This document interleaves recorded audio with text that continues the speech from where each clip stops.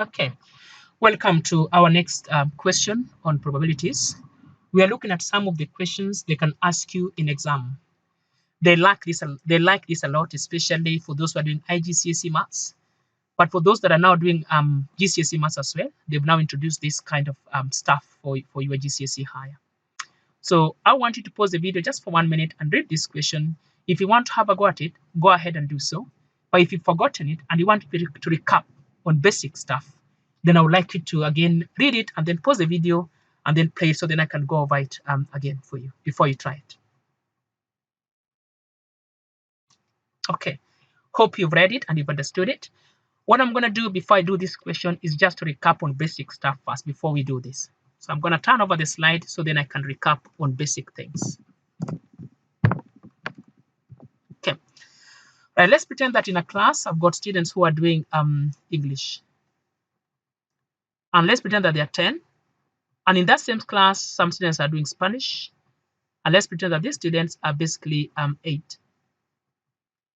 Now, there are students who are doing both English and Spanish.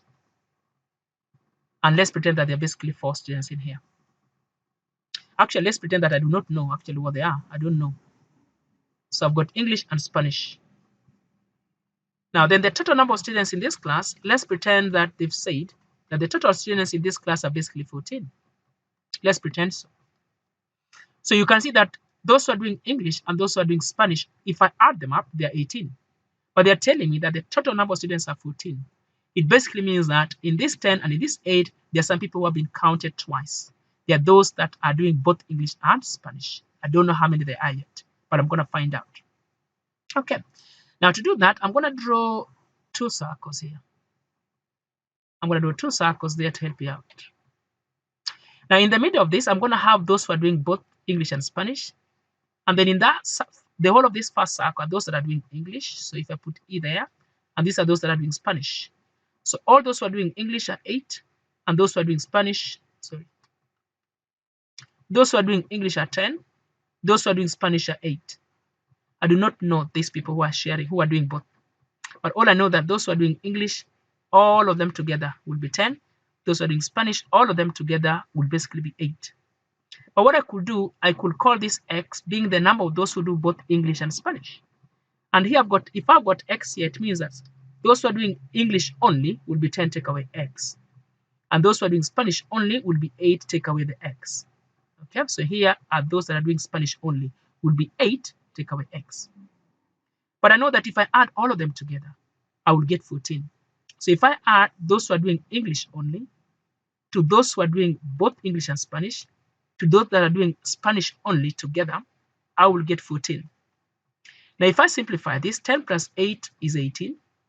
Minus x plus x cancels off, but I've got that minus x there, which is going to be 14 still because this is 14. Now, 18 take away a number is 14, which means obviously that the number is going to be 4. So therefore, those who are doing English and Spanish together are basically 4. So that's one thing that I want us to understand. Now, the next thing that I want us to understand is basically what the notation is. There's some probability notations that you're going to need to understand here. Okay. The first notation is the probability that a student does English. So that's the first notation. PE basically means that probability that somebody does English, and that's going to be all those students who are doing English over the total number of students. Okay. So all those who are doing English will be 10 out of 14. Now, there's going to be probability that somebody does Spanish. And this again is going to be 8 over 14.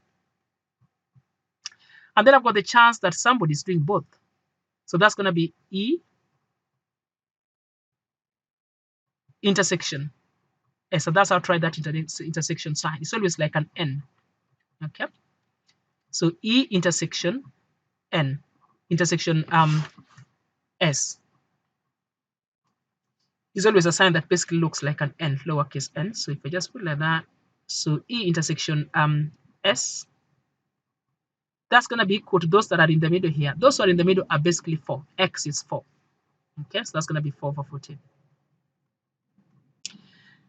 Right, so that's the first you need to understand. So probability of E is 10 out of 14, probability of S is 8 out of 14, probability of E and S will be 4 out of 14.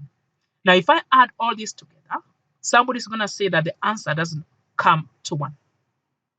Now, the reason why 10 out of 14 plus 8 out of 14 plus 4 out of 14 will not give you 1 is because you are adding some people twice. So this 4 here, you've already counted them here and here. So you've counted them twice, that's why. Right? So that's the first thing you need to understand. But you should notice that if you do 10 plus 8 minus 4, you get 14.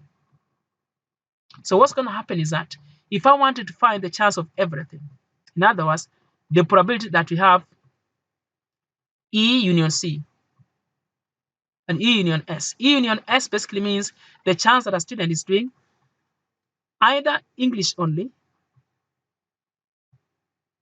or Spanish. Just give me a second. So I've got P, probability that is E union S. It's like a U there. Now, this is going to be the chance that a student is doing either English or Spanish or both.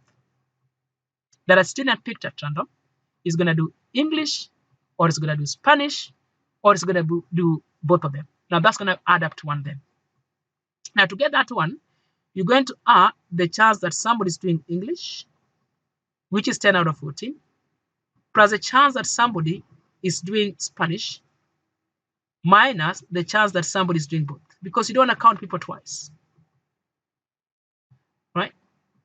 The chance that somebody is taking English here, plus this one, take away the intersection. Because if you don't subtract the intersection, you're going to have a bigger number. So this 10 plus 8 will give me 18. But you see, I've counted 4 people here extra. Now, these 4 people that I've counted extra, you need to subtract them because you've counted them twice. So if you got 10 here, we actually can do this. We can put X here and we can put 4 there. Because 10 minus 4 is 6. So that's that. And then we can put 8 take away 6 is basically going to be 8 take away 4 is basically going to be 4. So if I do 6 plus 4, that's going to be 10. And then I do 4 plus 4, which is 10. I mean, 6 plus 4 is 10, and 4 plus 4 is 8. So if I'm going to do this 10 plus that 8, what's happening is that I'm counting this 4 twice, which I shouldn't. So I need to subtract it out. And that's why we're subtracting this here. So probability of E union S means a chance that somebody does English or does Spanish or does both. And that's how to write it. Okay? So we're going to stop here, and in the next video, just basically going to carry on before you try that question.